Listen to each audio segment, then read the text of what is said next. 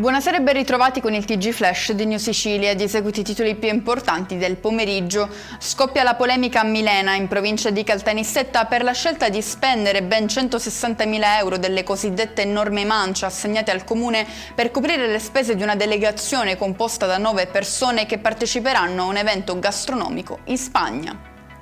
Si sono tenuti oggi a Catania i funerali di Alessandro Indurre, il quarantenne ucciso sabato scorso da un parcheggiatore in Corso Sicilia. I risultati dell'autopsia eseguita ieri saranno trasmessi alla procura che attende l'esito ufficiale. Pretende di mangiare gratis e lancia una bottiglia di vetro alla moglie del titolare, protagonista un ventenne finito in manette a Messina per tentata estorsione e lesioni personali ai danni del titolare di un'attività commerciale e della coniuge. È lutto al Barbera per la morte di Joshua, ultras palermitano scomparso a 13 anni dopo aver lottato per diverso tempo contro la malattia che oggi lo ha portato via. Ciao piccolo grande cuore, rosa nero, si legge sui social. Chiudiamo con il meteo, con un legame sempre più indissolubile tra la Sicilia e le alte temperature. Lo dimostra l'allerta arancione per rischio incendi diramata anche per la giornata di domani. E con questo è tutto, prossimo appuntamento domani alle 13:30. Grazie per averci seguito, buona serata.